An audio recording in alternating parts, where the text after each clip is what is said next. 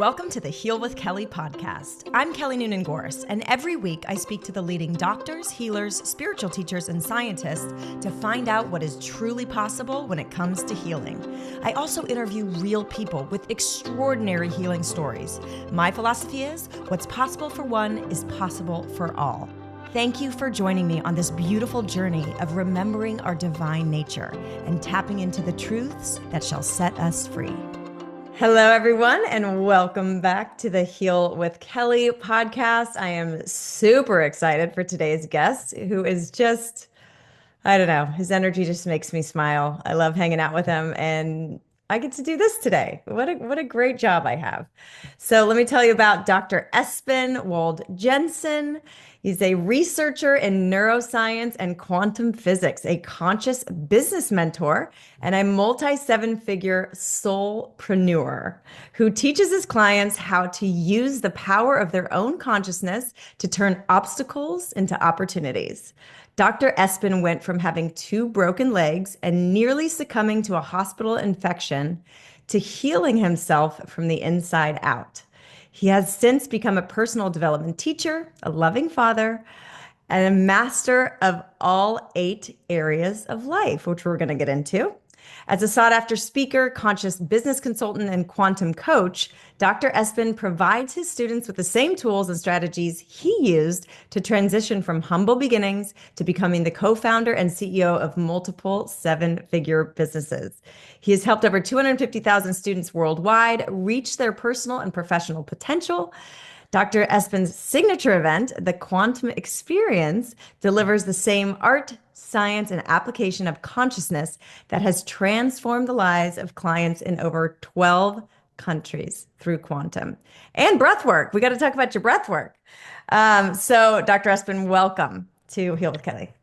So excited to be here. Let's do this. Oh my gosh, let's do it. So I guess let's start out, you have a few pinnacle moments that shape your story and who you've become today. But I think first is let's start out with the broken legs story and how you came to do the breath work and the transformation that quantum leapt you into this beautiful being you are today. Thank you. Absolutely. I think firstly, listeners and viewers might agree that life is going to throw us a curveball or some challenges at times.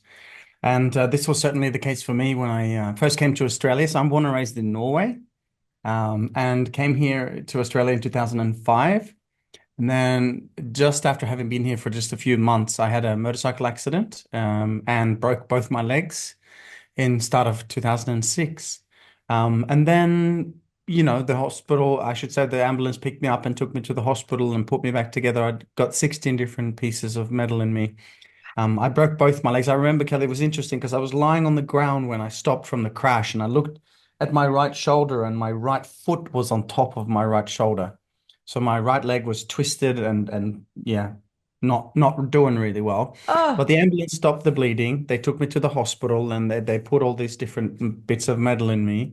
And I survived, which was amazing. And then a year and a bit later, I went back to the same hospital to take all the metal out, which was very painful. I mean, the longest rod that I had through my femur, my thigh bone, was 45 centimeters long. So it was actually grinding into my hip as I was walking for a year and a bit.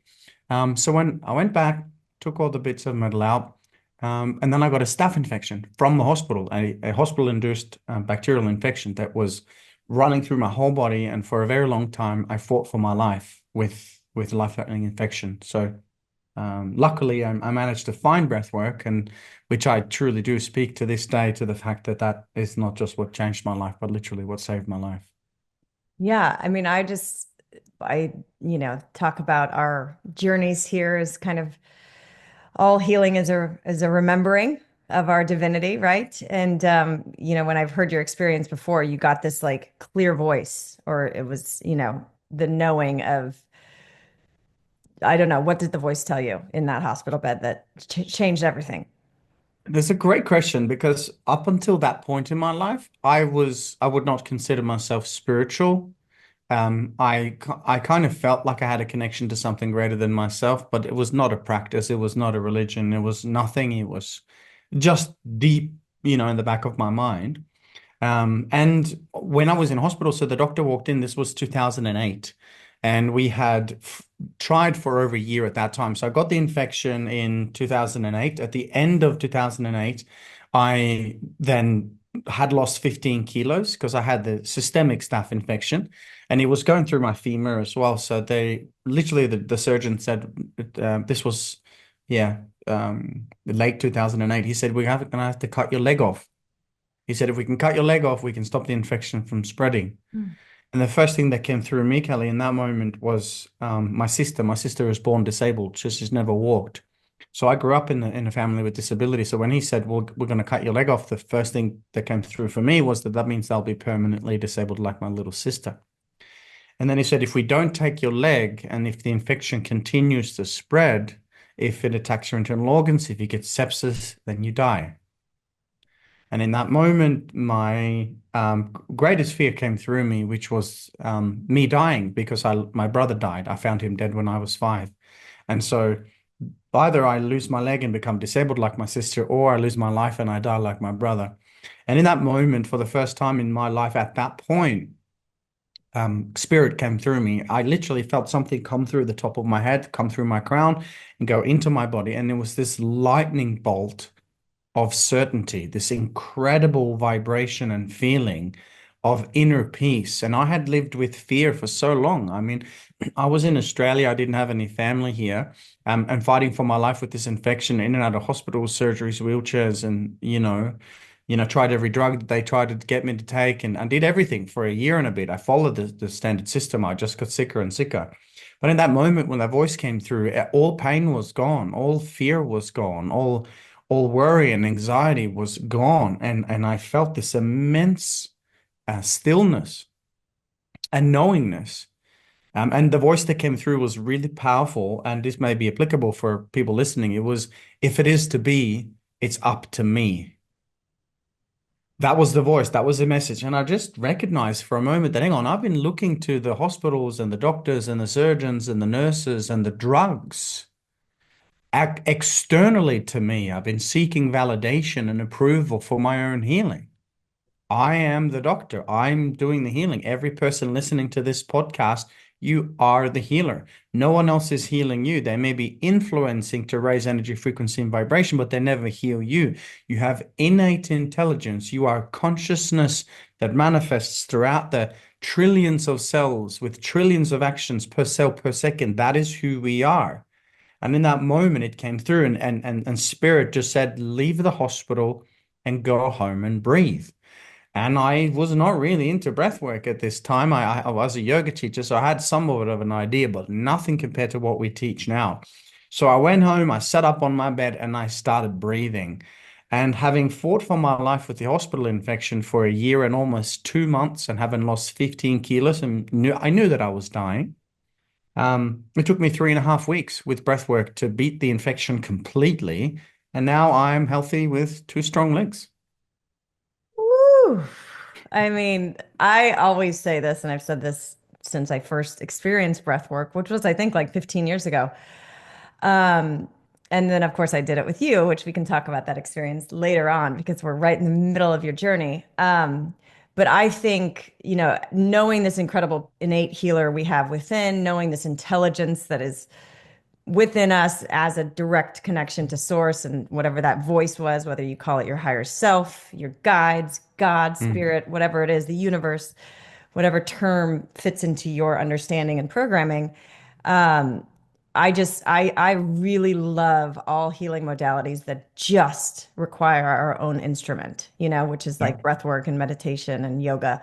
So, so breath work. So you sat there and what was the breath that you did? And then I've, heard you speak before, just kind of you were actually conscious of trauma coming up to the surface and to into your awareness to be released. So I Mm. just love you to digest or like break down that 3.5 weeks, what came up for you in the breath work that you became conscious of as part of your healing. And then, of course, the infection left as well. Yeah, perfect. Well, firstly, let's discuss breath. I mean, the first thing we do when we are born into this upper third dimension as a spirit having a temporary human experience is to take a breath. So we come in and we take a breath, right? And then we experience life, which is simply a continuation of experiences as per the dichotomy of the human experience. It's basically just from the first breath to the last breath. That's it. That's life, right?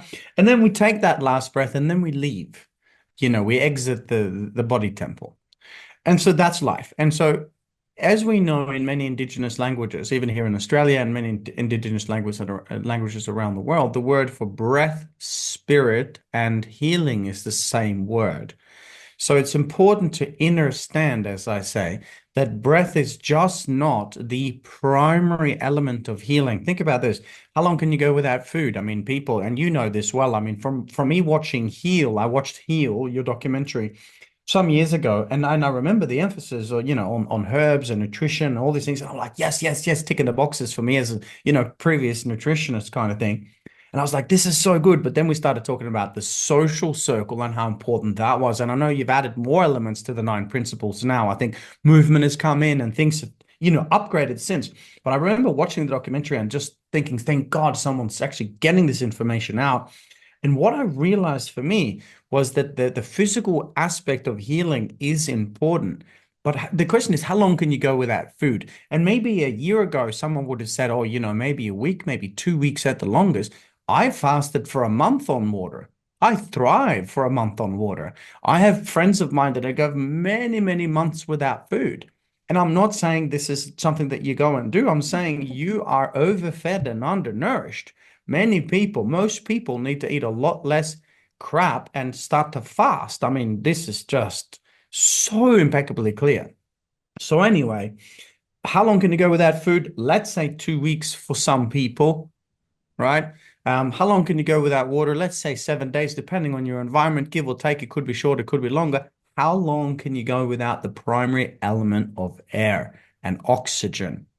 Well, we're talking minutes. About 7 minutes, and the brain cell starts to die off. So air, oxygen, and breathing is not only the gift of life, but it is the primary healing element. And it's interesting, Kelly, because I like you and maybe listeners, we've gone our whole life and never been taught from our parents or from our schooling system that we are literally walking around, as I say, with a hidden superpower right underneath our nose. And it's free. It's absolutely free. In fact, I would say it's going to cost you so much if you do not recognize. I mean, the breath. I mean, people say that they're stressed. You're not stressed. You're not breathing properly. People say that they're sick. No, you are consciousness. You may be experiencing signs and symptoms of sickness, but you are not sick. Please do not program yourselves with that. You are consciousness having a human experience, maybe experiencing signs and symptoms of sickness. Yes, but often it's just that you're not breathing properly. So now that we've got that out of the way, for me, this was fundamental. And now the breathwork that I teach, the one that I guided you through, is called the Quantum DMT Breathwork Experience. It's one of many breathwork techniques tailored for different purposes. And that was the one that where healing came through. So when I left the hospital, spirit came through my crown and just went, boom, go home and breathe. And I was certain. I just absolutely knew that I had to breathe. And I didn't know how, I didn't know why, I just knew. So I went home, I sat up on my bed and I started breathing. Full breaths in through the mouth, out through the mouth. It's kind of like a holotropic style breathing, but it's not holotropic. It's called spinal breathing or psychedelic breathing. It's one of the techniques that I included in the 4 techniques. And so anyway, I was breathing and I actually passed out on my bed and I woke up, I had a soulgasm. Ah! Okay. I had this beautiful feeling of, oh my gosh, I don't know what that was, but I want to do that again. Ah! So I'm after, blushing. I'm after I, blushing over here. yeah. It's such a funny word. One of my students actually shared that. It's, oh God, I just had a soulgasm. I'm like, that's the best word ever. Ah. I mean, because there's this feeling of bliss, right? There's this feeling of coming home. Anyway, so I had a beautiful experience, and then I woke up, and then I thought, okay, well, I feel so great. I feel so peaceful. And I realized that my back pain and the tension across my hip has started going away. So I thought, I don't know what that was, but I'm feeling better, so I'm just going to do it. So I did it again. And I sat up and I started breathing. And as I'm breathing, as you mentioned just before, Kelly, old somatic trauma, emotional trauma, because we know this trauma from the past, potentially past lives, but at least this life is stored in the cellular memory. The emotions is the language or are the language of the body. The thoughts is the language of the mind. And so if the emotions is the language of the body, then it's in the tissues. I call them issues in the tissues, right? Mm-hmm. And we call it a diagnosis or a disease, if you will, from a physician perspective, but that's giving someone a label, and I don't like to do that anymore. So it's rather I have some issues in the tissues. So as I was breathing, Kelly, the feelings of inadequacy is coming up. The feelings of lack of self-love is coming up. And as I'm breathing and I'm again, my focus is just I want to heal this infection. That's why I'm breathing. Because that's what I thought I was doing. Yeah. That's what spirit told you to do. That's exactly right. And I'm breathing and I'm breathing and I'm breathing. And all these thoughts of ancient traumas, not ancient, early life traumas coming up. Like I had visions of my brother. When I was 5, I found him passed away in his bed. So I remember I walked into my brother's bedroom and I found, he was only a baby. I found a blue baby. And I was like, for a 5-year-old, that's right in the middle of the imprint period. And I remember my heart just sank and my mum ran in and she just broke down and started screaming. And it was just crazy trauma. And then 2 years later, when my sister was born disabled, that was also challenging. And my mum became an alcoholic. She didn't know how to deal.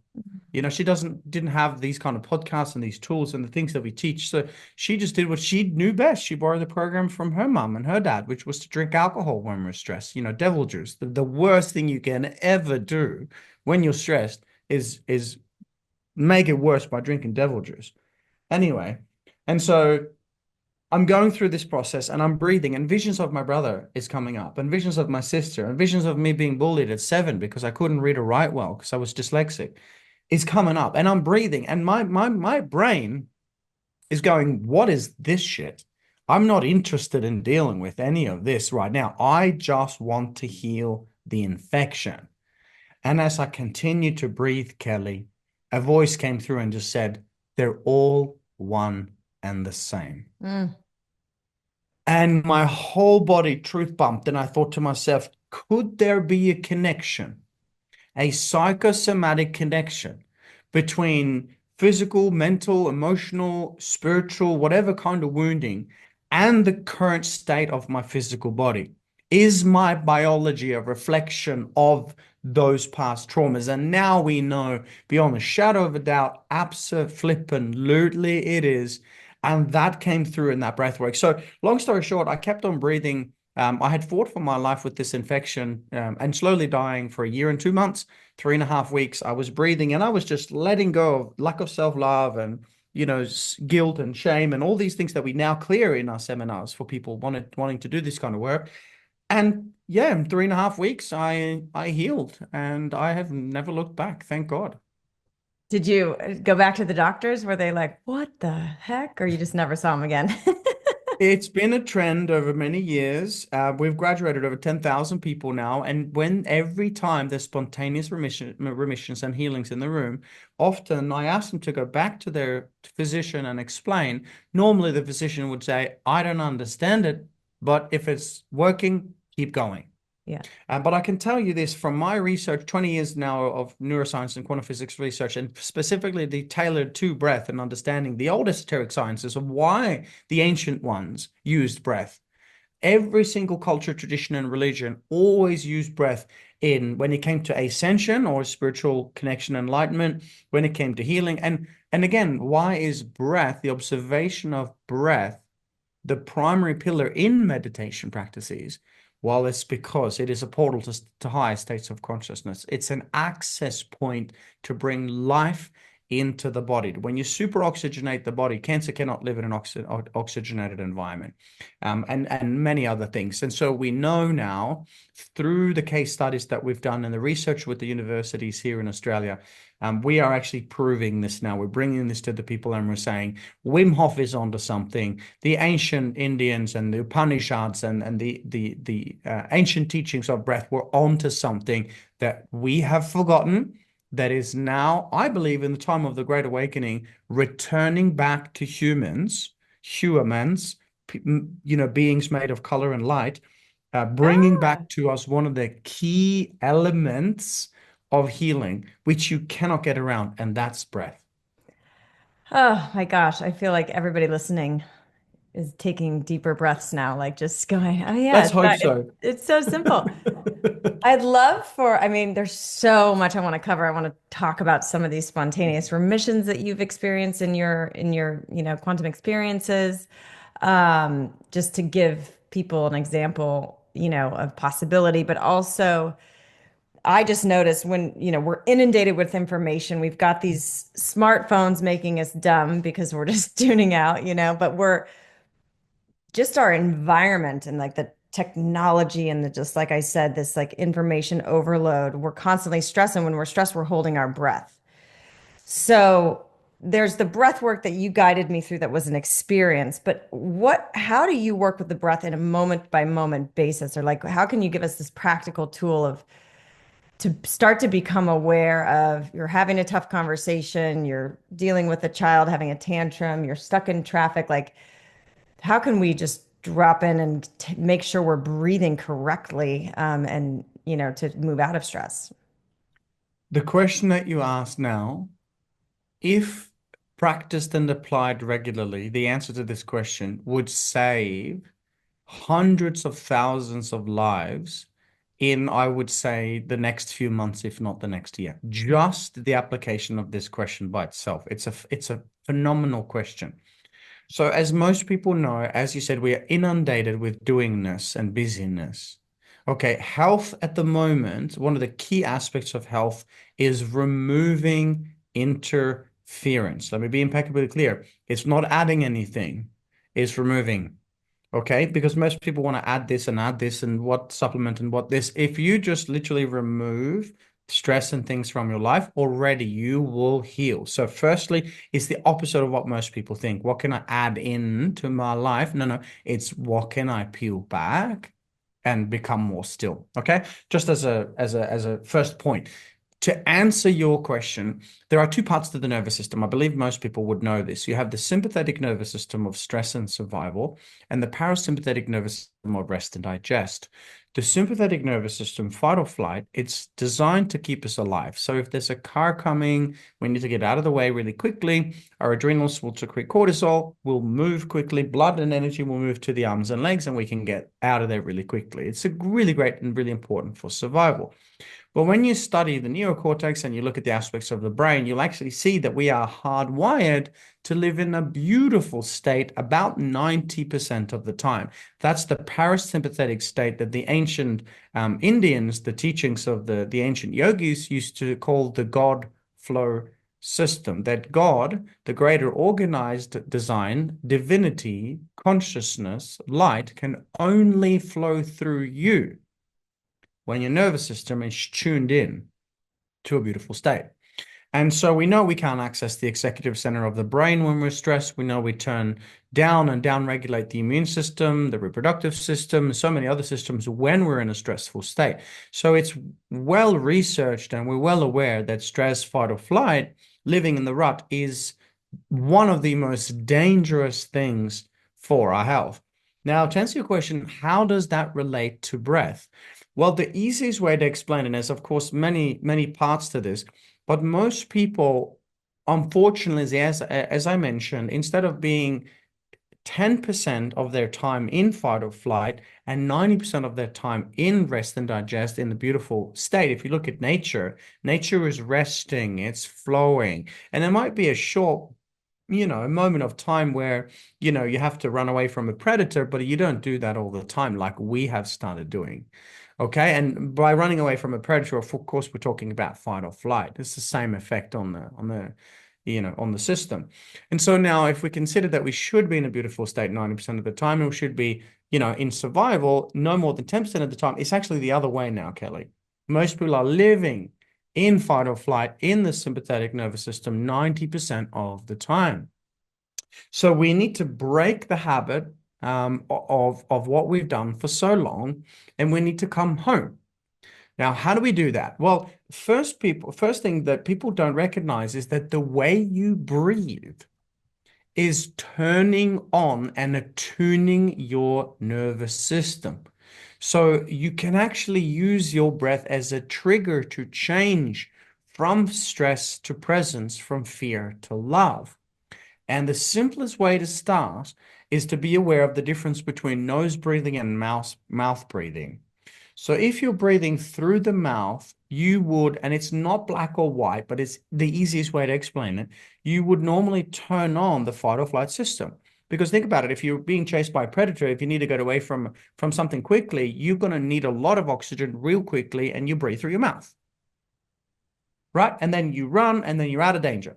The problem is now most people are breathing to the upper part of the chest, and they're breathing through the mouth throughout the day. So Kelly, it's as if there's a invisible on button, and every time we breathe through the mouth and through the upper chest, rather than in through the nose and into the belly, every time we're breathing like that, what we're doing is we're turning on the stress response, and we're turning on the stress response, and we're turning on the stress response, and we're turning on the stress response.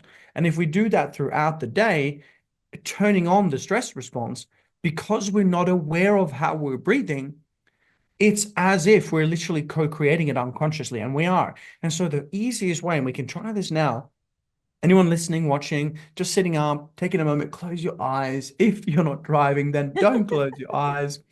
Either way, take a moment to breathe in through your nose and drop the belly.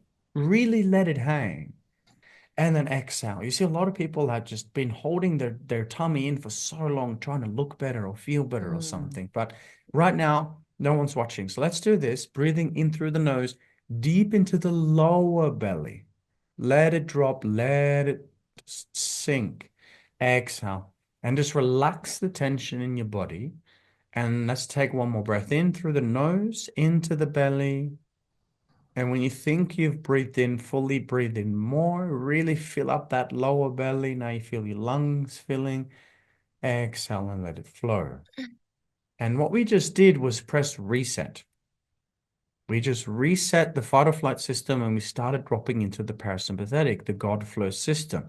So to answer your question, after delivering some science and some understanding around it, if people breathe through their nose deep into the belly throughout the day, if you do that for 30 days, you are going to feel so different, and you're going to have a very different experience of life just by doing that. And again, just to mention, it's completely free. In fact, it costs us a lot if we don't do it, as far as I'm concerned.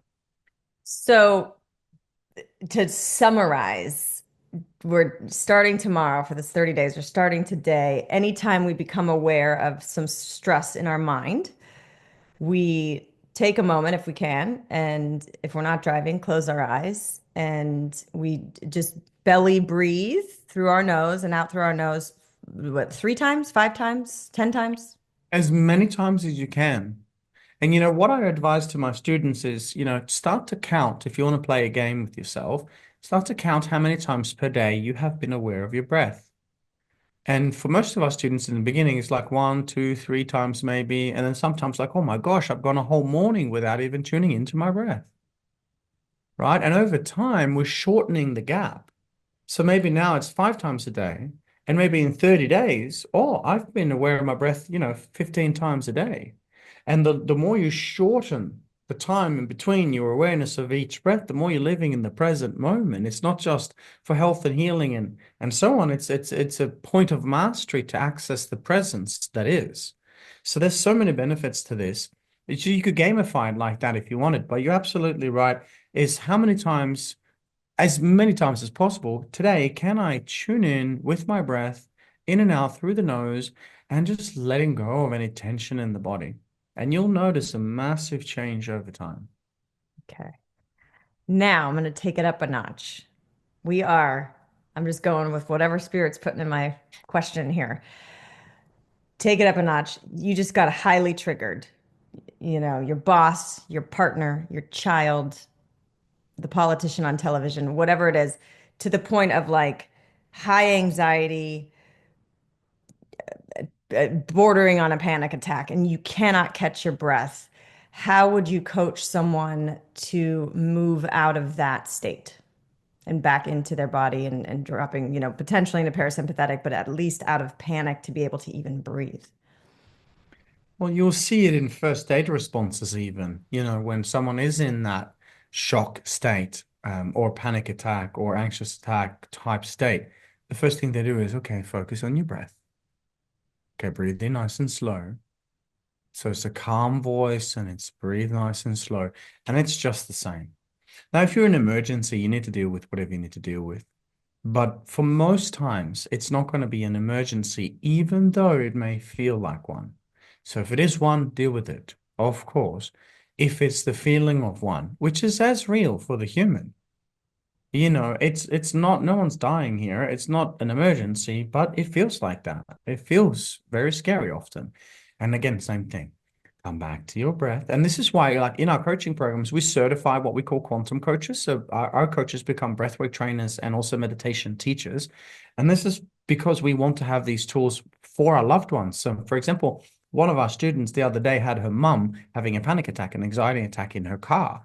And she knew which breathwork to go to, and she knew how to guide her, what tonality to use, and how to go about it. And so it was basically, okay, now just you're doing really good, everything, you're safe. Now what you're experiencing is challenging. So just come back to your breath. See if you can breathe in nice and deep and prolong that breath, and then slowly exhale into the belly. So she took her through this breathing. I guess my point here is also it does come back to breath right away. It will help you calm down much faster. And it's really beautiful if you have people around you, like your husband or your wife, your children or your peers or your friends that also know these techniques. I mean, hanging out and spending time in the right circles is obviously imperative, we know. From Heal as well, the documentary, you discussed the importance of having conscious social circle, and also potentially also having them aware of breathing and having them on a similar type of journey, because then we can assist each other in our communities as well. Beautiful. Quantum, what does that mean? What is the difference between, my breathwork lady that I often work with who trained with shamans, and she's kind of has this like holotropic shamanic breathwork. You've got your DMT, and your whole quantum method. How do you define quantum? Why is that your mode? And what is that hook? I understand quantum is like kind of in that quantum leap. Like it's that infinite possibility and potential that we can tap into with just a tiny degree of shift in consciousness, attention, and energy. So what does quantum mean? How did that become your kind of cornerstone? Great question. I completely forgot who I was, Kelly. I thought I was the body and the mind. I thought I was just this guy called Espen. And I grew up with a lot of separation. I believe we're here to experience source connection and source disconnection, the dichotomy of fear and love, good and evil, and so on. And so I forgot who I was. And so as I went through the human experience, identifying with the five senses, the limited mind, you practice separation, because if you're physical in nature, you're distant and missing and separate from everything else. So the word quantum for me was a realization. Now, I started teaching this 15 years ago before it became a big hype thing. But in essence, quantum for me means that everything is energy. So let's look at the scientific aspect. I mean, over 100 years ago, Max Planck became the father of quantum theory when he won a Nobel Prize, when he proved, quantified, and provided evidence for, quote unquote, a field of divine intelligence that exists within everything, everywhere, all the time. And if you now put your hand or your brain or anything physical under an electron microscope and you go deep enough, you're going to see a molecule, then you're going to find an atom, then you're going to see in the middle of the atom is a nucleus, and so on and so forth. And as you continue to go deeper with your body, with anything physical, at the core of it, we know now, again, proven for over 100 years, still true to this day, that we are made up of 99.99999999% empty space. And so I say to my students, high five the person next to you and say, you are spaced out, because you are completely spaced out. But as Einstein said, there is intelligence in this space. There is consciousness, there is awareness in this space. So if you go to your chat GPT or whatever and you Google what percentage of my atoms are made up of empty space, you'll get that answer. And so what we now know is that everything is energy and that less than 0.1% of who we are, you, me, Kelly, listeners, and viewers, is physical in nature. Now, for the lower mind, for the reptilian mind, and even sometimes for the prefrontal cortex, it's very difficult to comprehend this because, Kelly, you're over there and Espen's over here. So we can't be one because, well, you're in the US and I'm in Australia. We can't be one. But then if I ask listeners, would you say that you are only the body, or would you say that you are spirit and consciousness? And, 99% of our students say, I know who I am. I am more than just the body. So they already know. The difference is they don't know how to live like that. They haven't tapped in to that untapped potential that dwells in the essence of who we are, which is pure untapped energy and consciousness. So quantum for me means the scientifically proven aspect that everything is energy. And when we realize that we are infinite intelligence having a blip of an experience called a human experience, and that we are, as I say, the eternal embodied in temporary time, then the veil of forgetfulness that we pass through in this incarnation starts to dissolve. And we can begin to connect our lower self, which is the body and its associated history, with the higher self, which is the spirit and the soul, which is where we work a lot with the energy centers, because again, only 0.1% of you, and less than that, is physical in nature. So the question is, if we have looked, let's say healthcare, if you go to a physician or any therapy, and the therapy is only using a physical modality, a drug or a touch or a potion or a lotion, great, you're working with less than 0.0001% of your healing potential. But if you were to tap into the energy, then you can begin to experience mastery. So quantum means everything is energy. It means that we are energy. As I said, the human eye, as far as we know today in 2024, can only witness 0.008% of the colors that currently exist. And it's less than that. I think it's one extra zero there. And the human ear can only hear 0.0035% of the sounds or the phonons that exist. So it's as if we are in the matrix. And up until this point, for most people, they have only tapped into the lower mind. I mean, we know in neuroscience, we're only accessing about 5 to 10% of our brain until we begin to access the energy. They call it junk DNA. Trust me, it is not junk DNA. We're just getting warmed up. And when you talk about that, and I think of having a psychedelic journey, whether it's with plant medicine or perhaps just breath work. And it's almost like they lift the veil of perception, that we get these filters so that we can not lose our minds, and we only see or experience that 8% or the 0.000 of colors and sounds, because it would just be too overwhelming. So we have these built-in filters. Now we're filtering too much, or we're filtering in a negative way. But having that breathwork or psychedelic experience, you lift the veil, and then you see all these, like, just the beauty and the connection and the vibrance and all of these things. But then the veil goes back down, because we would just be overwhelmed and probably explode if we were stimulated in that way, or we haven't evolved there. I don't know what your thoughts are on that, but that's just what came to my mind. That's a really good point. I mean, if we were to experience everything that exists in the field, the lower mind would be I believe, very overwhelmed. But when we recognize that all is one, and that that everything around us is a projection, a reflection, a mirror of what we're experiencing internally, then we can actually turn the energy back within begin the healing journey. And once we clear fear and we get rid of guilt, and we depolarize the shame, and we heal the grief, and we do that internally as an internal alchemical process, which is what I do in my 3 days. Firstly, we collapse fear, then guilt, then shame, then grief. We basically remove interference from the energy system. Then there is nothing to fear. As I say, when I let go of fear, the truth will appear so simple and clear. There is no fear. It doesn't exist. It's not real. It's real to the lower mind, but your soul does not wake up terrified in the morning. Let's put it that way. It just loves. So yes, I agree. If we suddenly were to tune into all of our faculties, would probably be remarkably overwhelmed. However, where we're going to be turning on these superpowers anyway. So I would suggest getting into the healing journey now, and the practice of how do I want to frame this? Of remembering who we are, Hmm. because then not much will be as much of a surprise as it could potentially be if it is the Great Awakening, in a quantum leap type effect. Yes. As you talk about your 3-day experience, you make it sound so simple to like collapse the fear, the shame, the guilt, that like these are all things that I want to do. And I've been on a healing journey for so many years, you know? So I would say my next question is, what does that look like? Like, walk us through just a taste of how you do that, maybe just with one thing, like a fear, guilt, shame, not enoughness, all these kind of innate things that we have in our programming. And then I'd love one really powerful transformation story from one of your 3 days. Yeah, sure.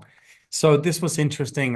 When I graduated, excuse me, when I retired from clinical practice in 2016, I had owned and operated 10 multidisciplinary health clinics at the time. So I had 12 chiropractors, 4 medical doctors, 2 naturopaths, yoga teachers, Pilates teachers, dentists, this broad range of diversified healthcare, allied healthcare, and allopathic healthcare physicians in the same system. And so we were doing a lot of tests with our patients, case studies, blood tests, subjective measurements, how are you feeling, how are you healing kind of thing. And over a lot of years, managing, I think it was 27 physicians at the peak of my game, I retired in 2016 to start my spiritual journey. I was wealthy, I was successful, but I was deeply unhappy because I had worked and achieved, the science of achievement, but I had been missing out on the spiritual aspect, the art of fulfillment as such. So what do? I mean, I thought, okay, I've got money and I've got time, so I'm just going to book a one-way trip to Peru and drink as much ayahuasca as I can in the shortest possible period and just see what happens, right? So anyway, that was the mind of a young individual trying to find himself, I guess. So I disappeared into Peru. And I, fasted for 20 days, and then I did another detox for 10 days, and then I sat with the shamans on the ground, healing, crying, remembering, attuning, discerning, journaling, coming home. And so I've sat in over 100 plant ceremonies now since that time, and it still remains a deep part of my practice, even if it's just 3 days of silent meditation, prayer, and song. It's as powerful. And so I started my spiritual journey. And as I was in Peru, as I was sitting in meditation, I felt this immense blue light coming through my throat. And I thought to myself, this is interesting because I'm a, researcher and scientist, and I've got this clinical background, and I know about these energy centers or these chakras, but I had never really practiced them. And here's the key, Kelly. If you want to have a conversation about meditation, we can talk about meditation all day long, but unless we stop, close our eyes, and bring our attention to our breath and sit in presence, we're not getting the same benefits of meditation. We can talk nutrition all day, but nothing changes unless we change the way we eat. So I realized that I knew a little bit about these energy centers, but I have never done any practice. And so I asked myself the question, who am I? And I got the answer, energy. You are spirit and consciousness. Okay, so then I asked myself the question, well, okay, if everything is energy, then what are these energy centers, these chakras? And I thought, and what came through was these are the centers of your ontological being. So it's as if they're portals or gateways or communication highways between the higher self, the spirit and the soul, and the lower self, the body and the mind, and the associated emotion. So I thought, hang on, if everything is energy, there must be something to these different energy centers. So this blue light was coming through. And then this sounds so ridiculous now that I share it. I just went, when I was out of the jungle, I went back to the village in the Sacred Valley in Peru. I found the internet and I Googled blue light in the throat. It's like, oh my God. I was like, oh, come on. Anyway, so I Googled that, and then the pictures of the energy centers, of the chakras came up. And I have never in my life seen colors so vividly. The colors were speaking to me and they were saying, I am you. And I'm like, I have been a physician for all these years, and I have managed all these different doctors and health professionals, and not once have we had the conversation around the spiritual essence and the quantum physics and the consciousness that is. I thought, holy smokes, we've been missing out. So I started the journey of unpacking, unlocking who I was. And I realized that the blue light was coming through was because I wasn't speaking my truth. So I went back to Australia and I told my partner at the time, I love you, but I'm no longer in love with you. Farewell, it's over. And suddenly I felt this, that like I had taken 10 rocks out of my backpack. And then I thought, okay, well, what else is there? And so I continued. And long story short, what I realized is that there are, and I found this ancient scripture, this is thousands of years old from the Upanishads in the Indian yogic teachings. There's this ancient system that demonstrates how a primary interference pattern blocks each energy center. So just to be clear, each energy center in my model is connected to a specific area of life. So not only is, say, the heart center connected to the heart and the lungs and the shoulders all the way out to our hands, but it's connected to the area of life called relationships, which is going to bring me into the story that you wanted in a minute. And so I realized that my heart field, the torus field, the toroidal field, the scientifically proven electromagnetic field of my heart, which is on average 2 to 3 meters wide, according to the Heart Math Institute, that can be several kilometers wide, which can be measured with an ECG. Not difficult to measure these things. My heart field was in direct coherence to how much love I could give and receive. So then I researched this and I found this ancient blueprint. So fear blocks the first energy center, the root center. Guilt blocks the second one. Shame blocks the third one. Grief, sadness, often disguised as anger, blocks the fourth one. And so I thought, well, this is an interesting blueprint. What if I take this blueprint, thousands of years old blueprint, and I overlay it with my model of the wheel of life? I wonder if they would match. And they literally were like hand in glove.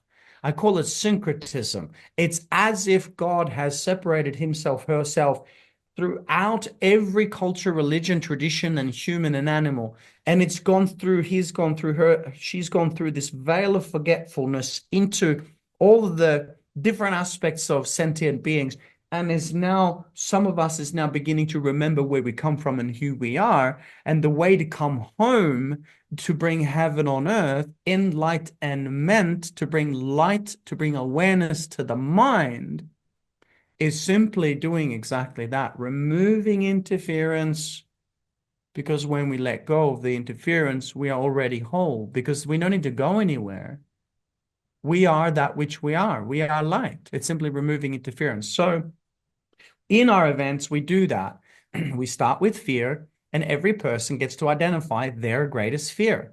We do that through a closed-eye process where we go back in time in meditation. And normally it's through the imprint period between the age of 1 to 7, where 98% of our programs, the way we believe life is formed, as Dr. Bruce Lipton says, 98% is created in the first 7 years of life. But it could also be in our teens or even recently, our greatest fear. So we find the trauma, we find the fear, the cognitive mind gets to write it out, and then we change it. We change it from why did that happen to me to how did it happen for me? And we do so by connecting to the higher self, knowing that we're not victims of it, but we can change the meaning and change our lives. And so what happens in that process is an alchemical transformation where we turn fear to fuel, guilt to gratitude, and so on and so forth. And it's a beautiful process. So I found the blueprint, I overlaid it. It was like hand in glove. I've graduated 10,200 people now from the 3-day event, and it is phenomenal to see. Basically, to answer your question, the reason healing happens is because that is our innate potential. And the only reason why we're not healing to the capacity that we maybe want is because of interference. Fear, guilt, shame, grief, sadness, anger, disconnection, illusion, and so on. Removing interference, and I guarantee you, your body will fill up with energy, frequency, and vibration. You will heal because that's your innate design. Woo! I mean, I just want to drop the mic right there. That was so great. And I can hear the footsteps of all the listeners running to sign up for your course. Just listen to that again. You're welcome to do that. But even if you don't, just listen to what I said again and maybe pause it and write it down and share this with as many people as you can, because this is, again, science. We bridge science and philosophy. The science and spiritual aspect is one and the same. They're two languages of the same thing. So we're just bridging them together. And we now get to stand on the shoulders of giants, because guess what, Kelly? The tools that we've used up until this point, it's not going to take us to where we need to go as a species. Correct. We need to ride on the quantum. Did you want to say it again? What did you say? Say it again. So leave us with the final, before I tell people where they can find you. What's your final message? Your Sure. Okay, I'll share a story that I think I heard it when I was young, and then I revisited it again, and I got a real deep understanding for what this really meant when I was in my 30s, I think. And the story goes like this. God, creator of all things, is having a conversation with man, which then represents mankind, about the power, the wisdom, and the unconditional love of the entire multiverse. And so God asks man, what do you think we should do with the power, the wisdom, and the unconditional love of the entire multiverse? Man looks at his creator and says, we should hide it. We should hide it at the top of the tallest mountain, for surely there they will never find it. Then the creator looks at his creation, looks at man and says, well, one day when mankind is evolved enough, they will be able to go there. And when they do, they will find it. Okay, says man, then we should hide it at the depths of the deepest sea, for surely there they will never find it. Again, creator looks at his creation, smiles and says, well, one day when mankind is evolved enough, they will go there. And when they do, they will find it. Okay, says man, I don't know. And then the creator kneels down, leans in, smiles, and says, why don't we take the power, the wisdom, and the unconditional love of the entire multiverse and place it right there in the middle of each and every sentient being? For you see, one day, dear child, when mankind is evolved enough, they will go there. And when they do, they will find it. So, ladies and gentlemen, that love, that wisdom, that unconditional love of the entire multiverse is not just in you, it is you. Remember who you are and the role that you came to play, and it is already done. Oh my gosh, I love you. And I love you also taught me that term truth bumps, because we say goosebumps over here, but truth bumps is so much better because it just they come all over my body when there's resonance. So that was such a beautiful way to end this incredible conversation.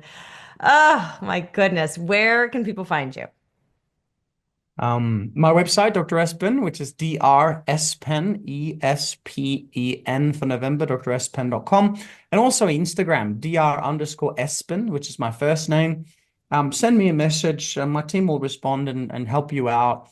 There's also lots of events, international events. We're going to be in America next year, the UAE, but also virtual. You can join in from home. If you want to try the breath work, if you want to learn the science, you can register for our events. You can join for free or at a very low cost.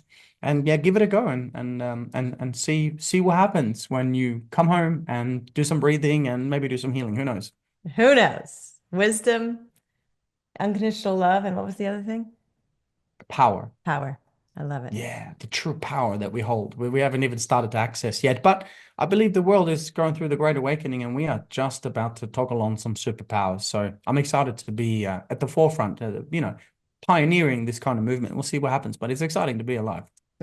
Amazing. Well, thank you for your work. Thank you for your beautiful energy. And yeah, drespen.com, everybody. Thank you so much, Kelly, and thank you so much for all the work that you do. I love your podcast. I love your work. I'll need to watch Heal again. I've watched it 3-4 times already, but I'm going to watch it again. So, ladies and gentlemen, share this with as many people as you can if this has been useful. And until next time, God bless. God bless. Thank you for listening to the Heal with Kelly podcast. Be sure to tune in every Thursday for more empowering wisdom and inspiring healing stories. And make sure you hit the follow button on Apple, Spotify, or wherever you get your podcasts so you don't miss that one episode that holds the answer you've been searching for. Oh, and if you found this episode inspiring, please rate, review, and share Heal with Kelly so that we can grow our audience and reach more people. We truly appreciate it. Lots of love.